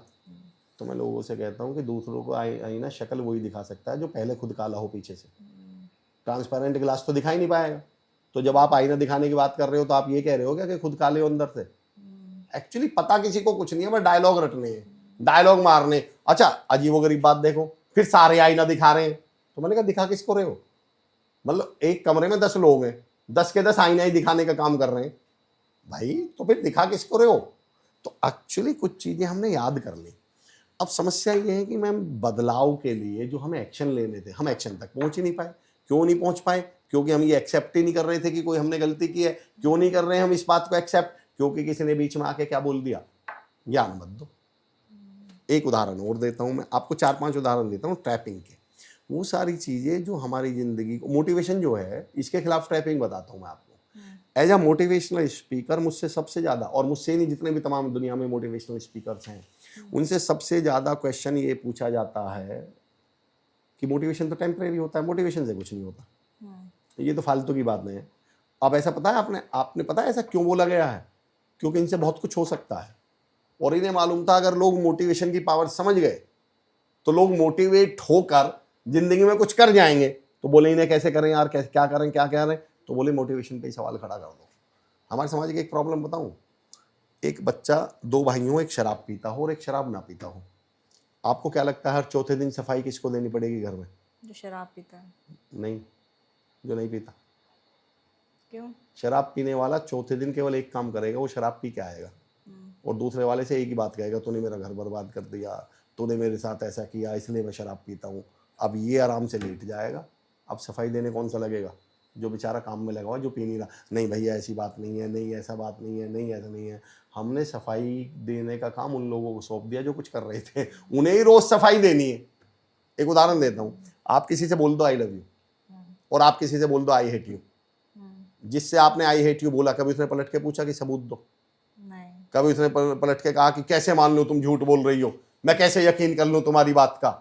आप किसी से आई लव यू बोल दो, पहले कहेगा सबूत दो, पहले कहेगा कैसे मान लूं, मैं तुम पे कैसे यकीन कर लूं। आई हेट यू का सबूत नहीं चाहिए उसे। हमने पिछले 25-30 सालों में अपने समाज को ऐसा बना दिया है कि उसे मैं तुमसे नफरत करता हूं इस सेंटेंस के लिए उसे कोई सबूत नहीं चाहिए। उसे अच्छा पलट के पूछेगा भी नहीं कि तुम सच बोल रहे हो झूठ बोल, और आई लव यू बोलते उसे डाउट हो जाएगा। ओ, मैं अपनी ट्रेनिंग में एक उदाहरण दिया करता हूं कि हर बदतमीज को हमने ग्लोरीफाई किया हुआ। जितने भी बदतमीज लोग हैं उनके लिए डायलॉग पता है आपको क्या है? मन का बहुत साफ है भाई, मुंह पे बोल देता है, जो मुंह पे आता है सामने बोल देता है। और जितने पॉलाइट लोग हैं, जितने विनम्रता से बोलने वाले लोग, बहुत चालू है भाई, बच के रहना, मीठी छुरी है, मीठा ठग है। क्यों बोले कोई, कहाँ से बोले कोई बेचारा पॉलाइट? सफाई किसको देनी पड़ रही है? पॉलाइट लोगों को। नहीं ऐसा कोई काम नहीं था, मैं तो वैसे ही बोल रहा था, मैं तो सच में आपकी तारीफ कर रहा। कोई तारीफ कर दे तो उसे 4 बार क्या बोलना पड़ता है? नहीं मैं वैसे ही नहीं कह रहा हूँ, मैं मन से कर रहा हूँ, मैं सच से तारीफ कर रहा हूँ। और कोई बुराई कर दे तो जा आप एक सेकंड में मैं लोगों में एक बदलाव देखता हूं। मैं कोई किसी से बोल दे कि यार आज तो थोड़े डल लग रहे हो, थोड़े आज थोड़े ऐसे लग रहे हो, तुरंत राजा हरिश्चंद्र मान लेगा सामने वाले को। हाँ हाँ यार भैया, हाँ भैया थोड़ी ऐसी चल रही है, हाँ थोड़ा सा परेशान तो हूँ, उसे लगेगा सच बोल रहा है। और कोई बोल दे यार आज तो बड़े स्मार्ट लग रहे हो, अरे क्यों मजे ले रहे हो यार, अगर भाई क्यों मजे। मतलब हमें तारीफ करने वाले के दिमाग में पहले ही क्या देखो, इसकी जड़ देखना मैम कहाँ जाके रुकती है। इन्हें मालूम था एक दूसरे को ये अगर अप्रिशिएट करने लगे, एक दूसरे को पॉजिटिव बोलने लगे, इनके रिलेशनशिप स्ट्रांग हो जाएंगे, इनके इशूज खत्म हो जाएंगे, कॉन्फ्लिक्ट खत्म हो जाएंगे, टीम बिल्डिंग हो जाएगी, कॉर्पोरेट अच्छा प्रोग्रेस करने लगे, टीम रिजल्ट अच्छे देने लगेगी, परिवारों में सुख शांति हो जाएगी, आपस में कनेक्टिविटी बढ़ जाएगी, पॉजिटिविटी चारों तरफ हो जाएगी, ये कामयाब हो जाएंगे। इन्हें रूल कैसे करेंगे? इन्होंने कुएं में ही भांग, जड़ में ही भांग घोल दी। इन्होंने कहा हम तुम्हें तारीफ ही नहीं करने देंगे एक दूसरे की। आदमी, आधी आबादी, आधी मानवता तो इस चक्कर में खत्म हो गई, कोई किसी को अप्रिशिएट करने के लिए तैयार नहीं। कोई कितना भी अच्छा परफॉर्म कर ले, बॉस तैयार नहीं है अप्रिशिएट करने के लिए। बच्चों ने बेचारे कुछ भी कर ले, माँ बाप के पास एक ही डायलॉग है, तुम ये नहीं करते, तुम वो नहीं। उनके माँ बाप को टैपिंग समझा रहा हूँ मैं, माँ बाप से क्या कहा गया है, कभी भी बच्चों की तारीफ मत करना वरना बच्चे क्या हो जाएंगे, बिगड़ जाएंगे। अब माँ बाप अपने ही बच्चों को 24 घंटे टॉन्ट मार रहे हैं, और क्या सोच के टॉन्ट मार रहे हैं, फिर बाद में क्या कर रहे, देखा हमने अपने बच्चों की तारीफ नहीं करी, बिगड़ने नहीं दिया, उसका कैरेक्टर खा गए, उसका सेल्फ इमेज खा गए, उसका कॉन्फिडेंस खा गए, उसे किसी के सामने बोलने लायक नहीं छोड़ा, और मन मन में क्या खुश हो रहे, देखा बिगड़ने नहीं दिया। तो हम, इन्होंने हमें इतनी चालाक, हमें ही बस मासूर बना दिया। हर मोटिवेशन के खिलाफ हमें तो सबसे बड़े हमें जोर लगाने पड़ते हैं ये समझाने में कि नहीं नहीं मोटिवेशन से कुछ हो सकता है, और जो सुन रहा है वो इस बात पर खड़ा हुआ कुछ नहीं होता मोटिवेशन से। उन्होंने उसी के मुंह से बुलवा दिया कि कुछ नहीं होता जिसको मोटिवेशन की जरूरत थी। मैं तो कई बार लोगों से ऐसा बोलता हूँ, जब कोई ऐसा आके बोलता है ना मुझसे कि जी मोटिवेशन से कुछ नहीं होता, तो पहले तो मैं उनसे बोलता हूँ जी आपका बड़ा एहसान है कि आप रामायण काल में पैदा नहीं हुए। बोले जी मतलब? मैंने कहा अदरवाइज जब जामवंत हनुमान जी को उड़ने के लिए मोटिवेट कर रहे थे तो तुम तो जामवंत से जाके बोल देते अरे छोड़ो प्रभु, जिसको उड़ना होगा अपने आप उड़ लेगा, मोटिवेशन से कुछ नहीं होता। और मैंने कहा उससे बड़ा शुक्र है तुम कृष्ण काल में पैदा नहीं हुए, भगवान कृष्ण जी के महाभारत काल में पैदा नहीं हुए। बोले जी क्यों? मैंने कहा जब साक्षात भगवान कृष्ण अर्जुन को मोटिवेट कर रहे थे तो तुम तो भगवान के काम में टांग अड़ा देते। अरे प्रभु छोड़ो, जिसको लड़ना होगा अपने आप लड़ लेगा, मोटिवेशन से कुछ नहीं होता। मैंने कहा दो बातें सुन लो गुरु, अर्जुन 24 घंटे कृष्ण जी के साथ रहते थे, और राम जी के अनन्य भक्त कौन? हनुमान जी। दोनों को मोटिवेशन की जरूरत पड़ी थी, एक को लड़ने के लिए और एक को उड़ने के लिए। तो मैंने कहा पहले तो फालतू बात बंद कर दो कि मोटिवेशन से कुछ नहीं होता। और उससे बड़ी बात, ना भगवान राम ने कहा ना कृष्ण जी ने कहा कि मोटिवेशन से कुछ नहीं होता, जिसको उड़ना होगा अपने आप उड़ लेगा। वो जानते थे कि जो 24 घंटे भगवानों के पास रह रहा है ना, मोटिवेशन की जरूरत उनको भी पड़ती है, आप और हमारी तो छोड़ दीजिए। अच्छा, एक सवाल मैं अक्सर हर किसी से पूछती हूँ, लेकिन मुझे लगता है कि आपसे बड़ा मजेदार पूछिए, जवाब मिलने वाला है। मैं ये पूछती हूँ कि क्या हम डिप्रेशन को भी ग्लोरीफाई करते हैं, एक्सक्यूज बनाते हैं, या मैं देखिए मैम, क्योंकि अच्छा हम मोटिवेशनल स्पीकर, जो मैं not only motivational speaker as a life coach है, जब पॉडकास्ट में बैठने के बाद ना, एक तो हमें ऐसा लगने लगता है कि हर सवाल का जवाब हमारे पास है। पहली बात तो मैं यहाँ बहुत स्पष्ट कर दूँ, मैं डिप्रेशन बड़ी चीज़ है, मुझे उसके पर बोलने की ना अथॉरिटी है, ना मैं इस लायक हूँ कि मैं डिप्रेशन जैसी बड़ी समस्या पर या शब्द पर बोल सकूं। पर आपने जो क्वेश्चन पूछा है मैं उसका जिस्ट समझ गया हूँ। मैं तो ये कहता हूँ जिसे डिप्रेशन बोला जा रहा है, क्या वो सच में डिप्रेशन है क्या? वही मेरा सवाल है। क्या वो सच में डिप्रेशन है क्या? पिछले 20-25 सालों में एक बदलाव आया है ना, हम नॉर्मल बात नहीं करना चाहते, हमने हर चीज को विराट रूप दे दिया है, बड़ा रूप दे दिया है। पहले हम और आप जो थे, जो मैं स्पेशली अपनी पीढ़ी की बात करूं, तो हम लोग या तो परेशान होते थे या हमारे सर में दर्द होता था। अब सीधा डिप्रेशन में जाते हैं और बोले यार कुछ बोल मत देना, बच्चा डिप्रेशन में चला जाएगा। मैंने कहा सीधा, मैंने कहा बीच में कोई स्टेशन ही नहीं पड़ रहा। परेशान होने का, सिर दर्द होने का, नाराज होने का, गुस्सा होने का, ये सारे स्टेशन खत्म ही कर दिया आपने। इसे पहला ही स्टेशन कौन सा पकड़ा दिया हमने? डिप्रेशन का। एक्चुअली जो चीजें, और ये सामाजिक बदलाव है ना, मतलब मैं माफी के साथ मुझे इस बात पे भी बोलने की कितनी अथॉरिटी है मुझे नहीं मालूम। पहले तलाक सबसे लास्ट ऑप्शन होता था झगड़े का। अब झगड़े का पहला ही डायलॉग क्या है? अब इतनी सी बात पे मियाँ बीवी दोनों आपस में क्या बोलते हैं? अरे नहीं रहना तो छोड़ो यार, तलाक ले लो। मैंने कहा पहले ही दिन, पहली बात पे, यार ये तो लास्ट ऑप्शन था। पर हमने उस लास्ट ऑप्शन को उठा के पिछले 25-30 सालों में फर्स्ट ऑप्शन पे ला दिया, और ये बताने के लिए कि हम एडवांस हैं, हम मॉडर्न हैं, अब हम ना खुले विचारों के हो गए, अब हमने तरक्की कर ली। सेम हमने परेशानियों के साथ करा, डिप्रेशन के साथ। पहले होता था अरे यार मैं थोड़ा सा परेशान हूँ, अरे यार मेरे बात मत करो, मेरे सर में दर्द हो रहा है। फिर बोलते अरे यार मैं बहुत टेंशन में हूँ, तो अब कहीं जाके हम बोलते थे अरे यार कहीं डिप्रेशन में ना चला जाए। अब पहला स्टेशन कौन सा दे दिया हमने, डिप्रेशन का। तो ग्लोरीफाई तो हमने किया है मैम, नेगेटिविटी को, परेशानियों को, गरीबी को, जितने भी नेगेटिव इमोशंस हैं उनको पिछले 20-25 सालों में इतना बड़ा बना दिया गया, इतना ग्लोरीफाई कर दिया गया कि ऐसा होना। मैं तो अभी सुबह ही कहीं एक लाइन बोल रहा था कि लोग जिन्हें आप दुखी समझ रहे हो वो दुखी रहने में खुश हैं, मतलब दुख को ही उन्होंने क्या किया हुआ है, ग्लोरीफाई। मैं एक उदाहरण दिया करता हूं एक्चुअली इस पर, जो आप कह रहे हैं। क्यों नहीं मिलते कॉर्पोरेट्स में हंसते हुए लोग, क्यों नहीं मिलते समाज में हंसमुख लोग, क्यों नहीं मिलते हमारे आसपास अब खिलखिलाते, दांत फाड़ते, मुस्कुराते हुए लोग। हमने बड़ी चालाकी से, तनाव कहाँ से आया? पहली बात तो आपको एक बात बता दूं, माफ़ी के साथ क्यों मैम हर चीज़ मार्केट है। और जो चीज़ एक बार तमन्ना में मार्केट बन गई उसे दुनिया की कोई ताकत रोक नहीं पाएगी। पिछले 20-25 सालों में 2-3 मार्केट बता देता हूँ क्या बनी है। स्ट्रेस क्या है आज की डेट में? स्ट्रेस अब चिंता नहीं है, स्ट्रेस अब मार्केट है। क्योंकि कोर्स किस चीज़ के बिक रहे हैं? स्ट्रेस मैनेजमेंट के। सबसे ज़्यादा आपको मालूम है सबसे बड़ी मार्केट है इस समय। नेगेटिविटी को हमने क्या बना लिया है? मार्केट।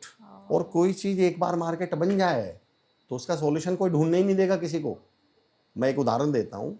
पहले जब हम लोग नेगेटिव होते थे, थोड़े से भी परेशान होते थे, डिमोटिवेटेड होते थे, देखो अब चीज़ को मैं कहाँ कनेक्ट करूँगा, और सामाजिक बदलाव देखेगा मार्केट कैसे बनाई जाती है चीज़ों की। सब एक लूप में है, सब आपस में इंटरकनेक्टेड है। पहले मैम थोड़े बहुत हम परेशान, उदास या टेंशन में होते थे या डिमोटिवेटेड होते थे तो हम किन के पास बैठ जाते थे, किन से बात कर लेते थे? मम्मी पापा के बैठ गए, और इवन पड़ोसी के पास बैठ गए, कजिन्स के पास बैठ गए, इवन मामा जी को फ़ोन कर लिया, बुआ जी को फ़ोन कर लिया, रिश्तेदारों के। अब देखो चीज़ें क्रिएट कैसे की जाती हैं मैम। सबसे पहले इन्होंने 20-25 सालों में हमें रिश्तेदारों के खिलाफ ही नेगेटिव किया है। आप सुनिए डायलॉग, पिछले 20-25 सालों में मोटिवेशन के नाम पे चल ही क्या रहा है? रिश्तेदार किसी के नहीं होते, दोस्त किसी के नहीं होते, कोई तुम्हारा भला नहीं चाहता, पड़ोसी तो तुम्हें देख के जलते हैं। अब बताइए जब पड़ोसी मुझे देख के जलेगा, रिश्तेदार से मैं सोचूंगा ये मेरे खिलाफ है, कजिन किसी के नहीं है, चाचा ताऊ तो खैर है ही नहीं, ये तो तुम्हारा बुरा चाहते हैं। अब मैं परेशान होने पर, नेगेटिव होने पर इनके पास जाऊँगा क्या? इनके बारे में तो मेरे दिमाग में क्या बैठा रखा है कि ये तो तुम्हारे दुश्मन है, ये तो तुमसे भला नहीं चाहते। और अब मैं परेशान हुआ तो फिर मुझे किसके पास जाना पड़ेगा? उन गुरुजी के पास जो ऑनलाइन मुझे ये समझा रहे हैं 20 साल में कि स्ट्रेस आए तो हमारे पास आना, क्योंकि ये तो क्या है, तो मार्केट बना दी ना स्ट्रेस। और कोई चीज़ फ्री में अवेलेबल है तो आप क्यों खरीदोगे? और जो स्ट्रेस मैनेजमेंट में जो काउंसलिंग्स होती है ना, वो भी वही चीज़ें होती हैं जो हमें पता है। वो तो खैर, ये तो दुनिया में ऐसी कोई चीज़ ही नहीं पता। हम इस पॉडकास्ट में ऐसी कोई बात ही नहीं कर पाएंगे जो इन्हें नहीं पता, जो सुन रहे हैं। हाँ। लेकिन सवाल ये सुनी हुई बात को भी मान लें। माफ़ी के साथ एक लाइन कहता हूँ, और माफ़ी नहीं, मैं माफ़ी भी नहीं, मैं तो खुद मोटिवेशनल स्पीकर हूँ। आधा देश तो मैं तो खुद कहता हूँ मोटिवेशनल स्पीकर से, और बाबाओं ने बर्बाद किया हुआ है मोटिवेशन के नाम पे डायलॉग।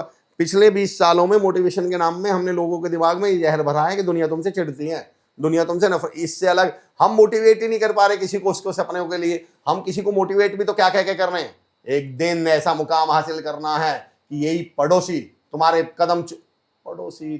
कदम चूमे, रिश्तेदार तुम्हें सैल्यूट मारे, फलाना तुमसे ये करे। मतलब हमारे पास अब यही मोटिवेशन के नाम पे बचा हुआ है। मतलब तुम अपने सपनों के लिए कुछ मत करो, तुम अपनी तरक्की के लिए कुछ मत करो, तुम्हें जवाब देना है। वो देखा है कि डायलॉग, एक दिन ऐसा घर बनाऊंगा कि ये रिश्तेदार जल जाएंगे। अरे मैंने कहा तुम्हारा मतलब पर्पस ये है? मतलब आप इतना खूबसूरत घर बनाना चाह रहे हैं पर उसके पीछे पर्पस क्या है? रिश्तेदारों को जलाना। तो हम तो 24 घंटे समाज ही कौन सा बना रहे हैं। मैं ऑनलाइन टीचर से कहता हूँ, ये जो आप मोटिवेशन के नाम पे इन बच्चों में जहर भर रहे हो कि कोई दोस्त नहीं चाहता तुम कामयाब हो, कोई रिश्तेदार नहीं चाहता कामयाब हो, पड़ोसी तो तुम्हारी बर्बादी चाहते हैं। मैंने कहा अगर ये बच्चा तुम्हारे पढ़ाने से कामयाब होकर कुछ बन भी गया तो तुमने कभी सोचा है कैसा डॉक्टर बना रहे हो? वो डॉक्टर जो मन में ये सोच के बैठा है पड़ोसी मेरे खिलाफ है, मेरे चाचा ताऊ मुझसे जड़ते हैं, चिढ़ते हैं, फिर ये किसी के काम आ जाएगा ये डॉक्टर? ये तो गरीबों को लूटने का ही काम करेगा, ये तो दुनिया के साथ तंगी, दुनिया को परेशान ही करेगा। तो मैंने कहा अगर तुम्हें ऐसा लगता है कि इसी मोटिवेशन से डॉक्टर बनेगा तो मत बनने दो, ये कंपाउंडर ही ठीक है। बट पॉजिटिव माइंडसेट को लेकर जितने भी मैंने पॉडकास्ट किए हैं उसमें अभी तक मैंने जितने कि सब ने ये चीज़ बोली है कि आप उन लोगों के साथ रहो जो आपको तरक्की करना सिखाते हैं, वही मोटिवेट करें। डेफिनेटली। लेकिन अगर मेरे साथ कोई ऐसा शख्स है जो डीमोटिवेटेड है तो मुझे उसका साथ छोड़ देना चाहिए? नहीं नहीं नहीं, देखो उन्होंने भी जो कहा ये नहीं कहा मैम, दोनों में अंतर समझिएगा। हाँ। एक मैं साइकिल चला रहा हूँ, हम्म, एक आदमी मेरी साइकिल के पीछे करियर पे बैठा हुआ है, वो मेरे लिए बोझ है, उसको उसे बैठा कर साइकिल चलाना मेरे लिए मुश्किल काम है या नहीं? तो वो ये नहीं कह रहे कि उसे साइकिल पे से उतार दो, वो कह रहे हैं पर अगर वो पीछे बैठ के टायर की हवा निकाल रहा हो, वो पीछे बैठ के तुम्हें पीछे को यूं धक्का खींच रहा टाइम हो, वेस्ट कर रहा हूँ। उसे उतार दो, तो उसके साथ मत रहो। उनके कहने का पर्पस ये था, मकसद ये था, उनका ये मकसद ये नहीं था। मैं तो बल्कि मैं स्पोकन इंग्लिश पढ़ाता था, तो मुझसे कई बार कई बच्चे आके बोलते थे कि सर हम इनके साथ नहीं बैठेंगे। मैंने क्यों? बोले सर इनका लेवल, ये तो इनको ऑलरेडी इंग्लिश नहीं आती, तो मैं इनके साथ बैठूंगा तो मैं क्या सीखूंगा? तो मैंने कोई बात नहीं, तुम बोले इससे ज़्यादा तो मैं ऑलरेडी जानता हूँ, तो मैं इसके पास बैठूंगा तो क्या फ़ायदा मेरा, मैं क्या सीखूंगा? तो मैंने कहा तुम्हें किसके पास बैठना है? बोले जी इसके पास जो मेरे से आ गए। मैंने कहा ये मेरे से कह रहा था कि जी मैं इसके पास क्यों बैठूं, ये मेरे से पीछे है। अगर आप इसके पास नहीं बैठ रहे तो मेरा क्वेश्चन तो ये भी है, ये आपके पास क्यों बैठे? ये भी नहीं बैठेगा आपके पास। तो जिंदगी लीडर, देखो दो चीज़ें होती हैं मैम, एक होता है उनके साथ रहिए जो आपको पॉजिटिविटी की बात करते हो, कामयाबी की बात करते हो, और उनका साथ थोड़ी छोड़ देना है। ये टीचर्स में मैंने देखा है, जो बच्चा फर्स्ट सेकंड आता है, जो इंटेलिजेंट होता है उसे पॉलिश करते हैं, और जो एवरेज होता है या बिलो एवरेज होता है उसको उसके हाल पे छोड़ देते हैं। हम देखो फिर अब ये थोड़ा सा चला जाएगा उस तरफ कि अब ये सालों की परंपरा है क्या, मतलब मुझे कई बार ऐसा लगता है कि अगर हम लोग मैं टीचिंग ट्रेनिंग में भी हूँ बेसिकली, और मैं तो ये मानता हूँ कि अगर हम इस पूरे देश में, दुनिया में सारी जगह बदलाव ना करने के बजाय सिर्फ एक जगह ही बदलाव ले आए अपने स्कूल्स में, अपनी टीचिंग में, क्योंकि अल्टीमेटली जो आपको सड़क पे लोग मिल रहे हैं, जो कॉर्पोरेट्स में मिल रहे हैं, जो ऑफिस में मिल रहे हैं, दुनिया में कहीं भी मिल रहे हैं, वो निकले कहाँ से? एक कॉमन जगह से निकले हुए हैं, वो स्कूल से। तो समस्या का सॉल्यूशन, मैं इसको ऐसे कहता हूँ, मैं एक प्रिंसिपल्स की ट्रेनिंग ले रहा था, तो मैंने उन्हें एक उदाहरण दिया, तकरीबन 100-125 प्रिंसिपल्स थे, तो मैंने कहा यहाँ मौजूद मैं लाखों लोगों को प्रणाम करता हूँ, सैल्यूट करता हूँ। तो वो एकदम हंस के, अरे बोले लाखों लोग सर, यहाँ तो 100-125 हैं। मैंने कहा ना यहाँ लाखों लोग बैठे हैं। बोले जी मतलब? मैंने कहा कम से कम एक प्रिंसिपल अपनी ज़िंदगी में 10,000 को तो प्रभावित करेगा, 10,000 को तो लीड करेगा, और अगर 125 को मैं 10,000 से गुना कर लूँ तो आप करोड़ों में बैठे हुए हैं। तो मैंने वहाँ एक उदाहरण दिया था कि मैं सब्जी बना रहा हूँ और 50 लोगों की सब्जी बना रहा हूँ, तो मुझे नमक कहाँ डालना चाहिए, उन 50 थालियों में या उस भगोने में जिसमें सब्जी बन रही है? जहाँ सब्जी बन रही है। तो स्कूल तो वही भगोना है मैम। हम आज कॉर्पोरेट में से लोगों को पॉजिटिव करते घूम रहे हैं, फिर हम कहीं दूसरी जगह पॉजिटिव करते घूम रहे हैं, फिर हम तीसरी जगह पॉजिटिव करते घूम रहे हैं, फिर चौथे के, अरे ये सारे के सारे स्कूल में ही तो थे एक साथ। अगर वहीं भगोने में नमक डल जाता तो ये समस्या ही नहीं आती। तो वो तो अपनी जगह समस्या है ही मैम, उसका तो देखिए क्या ये इलाज बहुत कर अच्छी देगा। चीज बोली आपने कि ये स्कूल्स में आई थिंक होना चाहिए सेशन, बिल्कुल डेफिनेटली। हफ्ते में एक बार हमारे या टाइम में 15 नैतिक शिक्षा हुआ करती थी, कहाँ है अब? नहीं है सर, लेकिन अभी भी ना नहीं, कुछ नैतिक शिक्षा नाम की बुक कह रहा moral हूँ मैं। science। वो पहले बुक हुआ करती थी हाँ, मैम। मॉरल साइंस की सर हाँ, होती है। वो चैप्टर ही खत्म कर दिया है। लेकिन मैं दूसरा पॉइंट कह रहा हूँ, देखो मैम, समस्याओं पे बात करना एक बात है, उस पर हम 2 घंटे भी बात कर लें, हम तो सॉल्यूशन पे बात करते हैं। स्कूल में जाकर, किसी भी स्कूल में आप जाइए और आप ये बोलिए हमें आधा पौन घंटे की एक टॉक लेनी है मोटिवेशन पे या पॉजिटिविटी पे, आप 3 महीने में किसी स्कूल में टाइम लेके दिखा दो। चलो, नहीं हो सकता, उनके पास टाइम ही नहीं है। किसकी चीज़ के लिए टाइम नहीं है? वो मुझे आज भी हंसी छूटती है इस बात पे। वो एक बार एक साहब अपने घर के बाहर खड़े थे, तो एक लड़का साइकिल लेके भाग रहा है पैदल, तो उसने बोला यार तू इस पर चढ़ क्यों नहीं जाता? बोले भैया जल्दी में हूँ, टाइम नहीं। उस लड़के को लग रहा है कि साइकिल पे चढ़ने में जो 3 सेकंड लगेंगे वो बचा लूं। उसको ये नहीं मालूम कि भाई वो 3 सेकंड में अगर तुम साइकिल पर चढ़ गए तो तुम्हारे आगे के 3 घंटे भी तो बचेंगे। तो वो जो स्कूल वाले ये कह रहे हैं कि ये हमारे पास आधा घंटा इस चीज के लिए नहीं है, उन्हें यही नहीं मालूम कि आधा घंटा आपका रिजल्ट ही सुधार देगा। इतना तो कितनी समस्याएं आपके टीचर्स के एफर्ट कम कर देगा क्लास में, ये आधा घंटा, पौन घंटा, 1 घंटा। तो मेरा मुद्दा ये है कि हमें कई बार ऐसा लगता है कि इस चीज के लिए काम टाइम नहीं है। तो ये तो मैम एक बड़ा पॉइंट है, और मैं तमाम अगर चलिए अब ये बात निकल ही चुकी है तो एक वैसे एक बड़ी स्टेटमेंट है कि if a doctor is corrupt, then hundreds of the lives are in danger. If an engineer is corrupt, then lakhs of the lives are in danger. But if a teacher is corrupt, then the whole nation is in danger.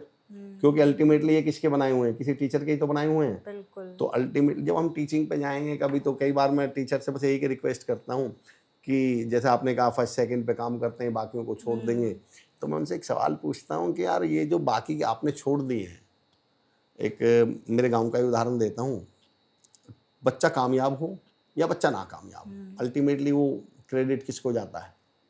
Teacher को जाता है। वो teacher से अलग किसी को जाएगा ही नहीं मैम। हाँ, ठीक है। और मैं तो अक्सर अपनी ट्रेनिंग में, टीचर ट्रेनिंग में वो लाइन कहता हूँ मैम कि हो सकता है इस दुनिया में कोई बच्चा डॉक्टर का हो, इंजीनियर का ना हो। अगर उसके पापा या मम्मी डॉक्टर है तो वो इंजीनियर तो नहीं है। हो सकता है कि कोई बच्चा, कोई बेटी किसी इंजीनियर की हो, डॉक्टर की ना हो सकता है कि कोई किसी प्रोफेसर की हो और किसी सेल्स पर्सन की ना हो सकता है कोई बच्चा किसी सेल्स पर्सन का हो पर बिजनेसमैन का ना हो सकता है कोई बच्चा बिजनेसमैन का हो, डॉक्टर, इंजीनियर और सेल्स वाले का ना हो। पर इस धरती पर आज तक कोई बच्चा नहीं पैदा हुआ जो किसी टीचर का ना हो। हर बच्चा क्या बोलता है, हर टीचर क्या बोलता है, ये मेरे बच्चे हैं। तो मैं टीचर से कहता हूँ कि बच्चा किसी का भी हो, पर लास्ट में वो कॉमन अगर किसी का बच्चा है तो वो टीचर का बच्चा है। और अगर वो फेल हुआ तो वो, मैं एक स्कूल में जा रहा था, मेरे आगे आगे बुग्गी, मेरे गाँव चिरोड़ी, गाँव का नाम चिरोड़ी है, बुग्गी खेत पे से न्यार वगैरह लाने के लिए जो ऐसा बुग्गी होती है, तो मैं साइकिल पे था, मेरे आगे आगे एक लड़का हमारी क्लास का था, तो वो बुग्गी चला रहा था। तो उधर से हमारे सर जिन्होंने कभी हमें पढ़ाया था वो निकले और वो हंस के उसके मजे लेते हुए बोले, और सोनू बुग्गी चला रहा है, टॉन्ट की भाषा में। सोनू बोला, और क्या लग रहा है सर, आपके पढ़ाए हुए हवाई जहाज चलाएंगे। तो मैं तो हर टीचर से ये कहता हूं कि आपका पढ़ाया हुआ बच्चा बुग्गी चला रहा है और आप टॉन्ट मार रहे हो, मतलब आप हंस रहे हो। आपको तो ये शर्म चढ़ जानी चाहिए थी। ऐसा हो जब तेरी संगत में थे ए कृष्ण, मैंने इससे बढ़िया महाभारत के ऊपर कोई लाइन नहीं पढ़ी। कृष्ण बिहारी नूर का एक शेर है, बोले दुनिया भर की सारी रामायण छोड़ो, हमें तो ये बताओ जब तेरी संगत में थे ए कृष्ण तो फिर पांडव कैसे जुआरी हो गए? बोले बाकी रामायण तो अपनी तरफ है, पर जब वो ज्यादातर आपकी संगत में रहते थे कृष्ण जी, तो पांडव जुआरी बने कैसे? वो ऐसा कैसे हो गया कि वाइफ को ही दाव पे लगा कर आ गए? तो मैं तो ये कहता हूँ जो बच्चा आज फेल हो गया, बुग्गी चला रहा है, बुग्गी चलाने को मैं बुरा नहीं मानता, पर मैं ये कह रहा हूँ जो कामयाब नहीं हुआ, अल्टीमेटली तो 10-12 साल किसी टीचर की संगत में था। तो मैं ये नहीं कहता कि हर टीचर हर बच्चे को कामयाब बना देंगे, पर कम से कम टॉन्ट तो नहीं मारेंगे, कम से कम उस नाकामयाब को देख के हंसेंगे तो नहीं। क्योंकि ये चीज़ ना मेरे बेटा अच्छे स्कूल में पढ़ता है, लेकिन उसके स्कूल में ये बहुत है, मतलब वो एवरेज है, तो वो उसको मतलब उसको स्कूल जाने का दिल ही नहीं करता, क्योंकि वो हमेशा डिमोटिवेटेड रहता है। टीचर्स जैसे आपने कहा टॉन्ट मार देंगे, जैसे अभी वो उसको अपेंडिक्स का ऑपरेशन हुआ, तो सिवियर वाला ऑपरेशन हुआ उसका, तो स्कूल नहीं गया, तो कोई हेल्प टीचर्स की तरफ से नहीं थी कि कुछ बुक्स अवेलेबल करा दें या नोट्स अवेलेबल करा दें। यही चीज़ अगर फर्स्ट सेकंड आने वाले बच्चे के साथ होता तो एकदम रेड कारपेट वाला स्वागत होगा कि अरे बच्चा आया है, चलो बेटा तुम अपनी बुक्स दे दो, ये कर लेगा, ठीक है। मेरा बेटा एक दिन गया स्कूल, 2 दिन गया, तो टीचर्स ने उसको कमेंट किया हमारे, उसने बोला कि मैम मैंने फोटो स्टैट करा दिया, मम्मा ने कहा था फोटो स्टैट, क्योंकि 1 महीने का मैं कहाँ उससे लिखवाती, और बच्चों के एग्जाम भी चल रहे थे, तो उसने बोला कि फोटो स्टैट कराया है। तो पूछा टीचर ने, जबकि मेडिकल वगैरह सब हमने जमा कराया था, तो टीचर ने पूछा क्यों, तो उसने बोला ऑपरेशन हुआ था। तो टीचर बोल रही है तुम 2 महीना और क्यों नहीं हॉस्पिटल लेकर रह के आए? मेरा इतना गुस्सा आया, मैं स्कूल गई तो मैंने टीचर को बोला, मैंने कहा इतने हार्श कमेंट आप कैसे कर सकते हो? तो वो बोलने लगी थी बच्चे को कुछ फर्क नहीं पड़ता। मैंने कहा आपको कैसे पता? वो स्कूल ही नहीं जाना चाहता है कि मेरे से पूछेंगे, फिर मैं जब कह रहा है मेरे को ये जवाब ही नहीं देना कि मैं हॉस्पिटलाइज था, क्योंकि मुझे पता है वो कुछ ना, एक टीचर ने ये कहा और एक टीचर ने बोला कि पेट का ही तो ऑपरेशन हुआ था, हाथ का थोड़ा ना हुआ था। अरे भाई उसको पाइप लगी थी हाथ में, वो कैनुला वगैरह वो सब लगा था, कैसे कर लेता? तो मुझे भी ये लगता है कि आधी चीज तो ठीक है वो खुद ही पढ़ाई में वैसा है, और आधा तो तुम लोगों ने इसको खराब हमारा टॉपिक उधर चला जाएगा, पर इस पर मैं उदाहरण दे देता हूँ। मैं टीचर से एक सवाल पूछता हूँ जब मैं टीचर ट्रेनिंग लेता हूँ, और जो इस समय टीचिंग की, इस फ्रेटर्निटी की सबसे बड़ी प्रॉब्लम है वो बता देता हूँ मैम क्या है। मैं टीचर से एक सवाल पूछता हूँ, आर यू अ टीचर और एन इन्फॉर्मर? तो बोले जी मतलब? मैंने कहा मैथ के टीचर से मेरा क्वेश्चन है, आप क्लास में 2 और 2 4 पढ़ा रहे हैं, इसमें आपका रोल क्या है? आप तो इन्फॉर्मेशन दे रहे हैं। बिल्कुल भाई ऐसा तो है नहीं आपके जन्म से पहले 3.5 हो रहे थे, फिर आपने जन्म लेके 4 करवाए। इंग्लिश का टीचर पढ़ा रहा है डॉग माने कुत्ता, मैं खुद टीचर रहा हूँ इसलिए मुझे हक भी है इस बात को कहने का, और ये सवाल मैंने खुद से भी पूछे थे कि अगर मैं डॉग माने कुत्ता ही पढ़ा दूँ कि भाई डॉग माने कुत्ता होता है, क्लास में मेरा इतना ही काम रह जाए तो ये तो इन्फॉर्मेशन, इसमें टीचिंग कहाँ आई, ये तो इन्फॉर्मेशन देना हुआ ना। बिल्कुल। इसको आगे बढ़ाता हूँ, इसे एक्सटेंशन देता हूँ। मैं टीचर से एक सवाल पूछता हूँ, हम क्लास में जो कुछ भी पढ़ाते हैं, मैं भी हूँ टीचर ही हूँ मैं, हम जो भी पढ़ाते हैं वो कितने रुपए की किताब में लिखा हुआ?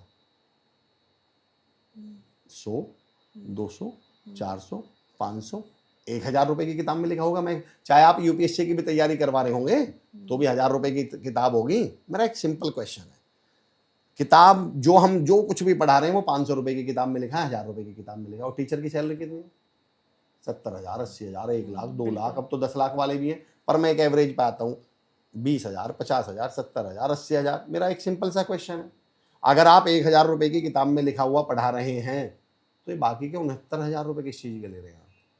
49, जो आपकी सैलरी 50 है, ये 49,000 किस बात के हैं? ये 49,000 इसी बात के थे कि उस बच्चे के कंधे पे हाथ रखते। हमारी प्रॉब्लम, मैं एक स्कूल में गया मैम, वहाँ प्रिंसिपल मैम ने मेरे बच्चों से अपने टीचर से इंट्रोडक्शन, जो हमारा बेसिक प्रॉब्लम है, बच्चों से अपने स्कूल के टीचर से इंट्रोडक्शन करवाया कि सर इनसे मिलिए। मुश्किल उदाहरण है, कितना समझते देखते हैं, कि बोले सर इनसे मिलिए, ये मैथ के टीचर हैं हमारे, सर इनसे मिलिए ये फिजिक्स के टीचर हैं, इनसे मिलिए ये इंग्लिश के टीचर हैं। मैंने कहा मैम आपके यहाँ कोई बच्चों का टीचर नहीं है क्या? वो बोली मतलब? मैंने कहा मैम मैथ के टीचर कब से होने लगे? मैथ के तो जानकार होते हैं, मैथ के तो एक्सपर्ट होते हैं, सब्जेक्ट के एक्सपर्ट होते हैं, सब्जेक्ट का टीचर थोड़ी होता है। टीचर तो बच्चे का होता है। किस सब्जेक्ट ने चौराहे पे खड़े होकर बोला है कि मेरा टीचर जा रहा है, ये मेरे टीचर हैं? किस सब्जेक्ट ने पैर छुए टीचर के हाथ तक? अरे बच्चा पैर छूता है ना, बच्चा कहता है ये मेरे टीचर हैं। हमारी समस्या ये है अब स्कूल्स में, और ऐसा नहीं है मैं अपना एक्सपीरियंस बता रहा हूँ पिछले 2-3 सालों में, रोजगार विद अंकित एक प्लेटफॉर्म है ऑनलाइन एजुकेशन पे मैम, 3 करोड़ से ज़्यादा बच्चे तैयारी करता है। एक मिशन है आदरणीय अंकित भाटी सर का, जहाँ वो स्कूल्स में जा के बच्चों के लिए मोटिवेशनल टॉक और इस तरह की सेशंस कराते हैं, तो उसमें मुझे भी जाने का मौका मिलता है। मैं ये भी कहता हूँ, ऐसा नहीं है हम सब टीचर्स पे ठप्पा मारते हैं, आज भी ऐसे टीचर मैंने देखे हैं मैम जो अपनी सैलरी लगा देते हैं बच्चों को पढ़ाने में। हाँ, होते हैं। तो ऐसा भी नहीं है कि सबके सब ऐसे ही हो गए हैं, ऐसा ये दुनिया में सबसे बड़ी गलतफहमी है। आजकल टीचर ऐसे टीचर, आजकल भी वैसे टीचर हैं जिन्होंने अपनी जान लगा रखी है बच्चों में बदलाव लाने में। पर मैं तमाम लोगों से फिर भी मैं ये कहता हूँ 80% की समस्या ये है, अब सब्जेक्ट के टीचर बचे हैं, बच्चों का कोई टीचर ही नहीं बचा। इसलिए उन्हें फर्क ही नहीं पड़ता बच्चे को अपेंडिक्स का ऑपरेशन हुआ है, बच्चा क्लास में आया और उदास बैठा है और आपके पास सिर्फ एक ही डायलॉग है किसी भी टीचर के पास, बदतमीज, ध्यान दो, ध्यान नहीं देते। एग्जैक्टली। आपको मालूम भी है कल इसके मम्मी पापा का झगड़ा हुआ है, एग्जैक्टली। आपको मालूम भी है सुबह स्टेट ऑफ माइंड जब ये घर से चला है और इसके घर में शोर मच रहा था, आपस में दोनों झगड़ रहे थे और ये उस स्टेट ऑफ माइंड में बाहर निकला है। और हमने तो सरकारी स्कूलों में काम किया है, मैंने कहा आपको भी पता भी है कि शायद इसके घर नाश्ता ही ना बना हुआ, हाँ, बिल्कुल बिल्कुल सही आपको कह रहे पता हैं भी है इसके स्कूल में फीस की, इसके पास पैसे ही ना हो स्कूल की फीस के, और ये उस नेगेटिविटी उस उदासपने में बैठा है। आपके पास एक ही डायलॉग है, चौक मार के डायलॉग मार देंगे, बदतमीज, बिल्कुल। 2-4 बार बदतमीज बोलोगे, उस पर टैग मार दिया, उस पर ठप्पा लग गया। और मैं तो हाथ जोड़ के जब आपने ये टॉपिक छेड़ ही दिया तो हर टीचर से एक बात कहता हूँ, बच्चों का आज की डेट में भी असली हीरो टीचर है। आप कुछ भी डायलॉग बाजी कर लीजिए। एक दिन क्या हुआ, मेरा बेटा, कोरोना काल के समय की बात है, जब स्कूल खुलते भी थे बंद भी हो जाते थे बीच बीच में, तो मेरा बेटा हाथ धो रहा था, तो मैं भी हाथ धो रहा था साइड में वॉश बेसिन पे ही। तो बोला पापा जी ऐसे नहीं, ऐसे धोते हैं। तो मैंने कहा नहीं ऐसे ही धो लेते हैं। अरे बोले नहीं पापा जी ऐसे हाथ धोने चाहिए, ऐसे हाथ धोते हैं। अरे मैंने कहा ऐसे ही धो लेते हैं। बोले नहीं ऐसे। मैंने तुझे कैसे मालूम? बोले मेरी मैम ने बताया था। मैं अमर चौधरी मोटिवेशनल स्पीकर, कान पकड़ के बोलता हूँ, जिसको 2-2 हज़ार करोड़ की कंपनी के मालिक सुनते हैं, वो उस आदमी की मान ही नहीं रहा। उसकी नज़र में ऐसा लग रहा है कि होंगे मोटिवेशनल स्पीकर। असली सच तो कौन है, असली गुरु कौन है, असली हीरो कौन है? मेरी मैडम, मेरी टीचर ने जो कहा असली बात तो वो है। मैं टीचर से कहता हूँ आज भी बच्चे के लिए जो सबसे बड़ी बात है वो टीचर के मुंह से निकली हुई बात है। तो मैं हर टीचर से एक हाथ जोड़ के रिक्वेस्ट बोलता हूँ, बच्चा ये नहीं कर सकता, बच्चा इस लायक नहीं है, बच्चा वो लायक नहीं है, इस दुनिया को कहने दो। कम से कम प्रभु आप मत जाओ, क्योंकि आप उस बच्चे के भगवान हैं। आपने कभी सोच के भी देखा है मैम? एक बात बताइए, एक आदमी बीमार पड़े और वो अपने डिस्ट्रिक्ट हॉस्पिटल जाए, जिला अस्पताल चला जाए, और वहाँ डॉक्टर कह दे जी आपका बचना थोड़ा सा मुश्किल है, थोड़ी सी गंभीर समस्या है, अभी भी उसके पास कोई होप बच रही है नहीं बच रही, छोटे हॉस्पिटल में गया है वो, तो उसे क्या लगेगा? यार ये तो डिस्ट्रिक्ट हॉस्पिटल है, एक काम करता हूँ फलां हॉस्पिटल में दिखा लेता हूँ, उस वाले में, बड़े वाले में। वो बड़े हॉस्पिटल में पहुँचे और वहाँ भी डॉक्टर क्या कह दे कि नहीं यार आपका थोड़ा सा सीरियस है मामला।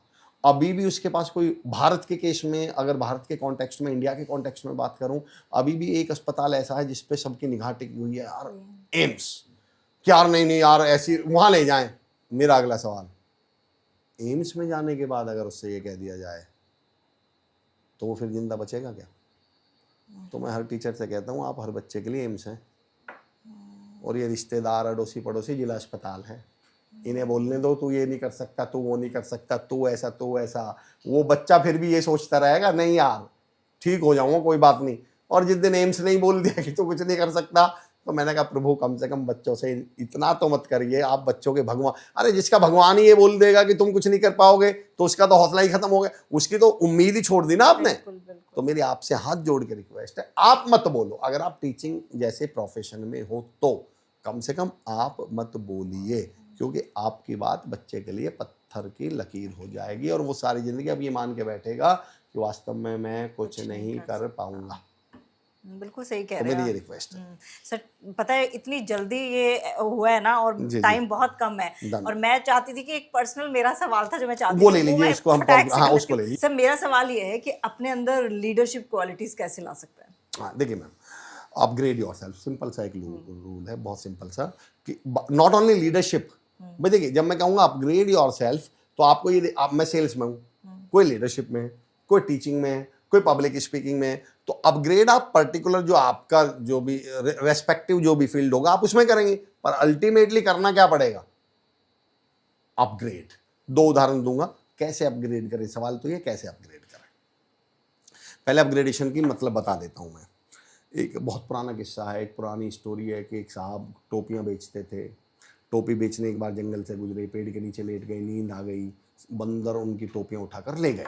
तो कुछ याद है मैम, अगर आपने ये स्टोरी सुनी हो तो उन्होंने थोड़ा टोपी याद आ रहा है। कैसे टोपी वापस ली थी, क्या किया था उन्होंने? अभी याद नहीं रहा था। चलिए मैं बता देता हूँ उन्होंने टोपी कैसे वापस ली थी। उन्होंने अपनी टोपी उतार के फेंक दी, बंदर नकलची होते हैं, तो उन्होंने क्या किया, जो अपनी टोपी पहन रखी थी वो उठा के फेंक दी।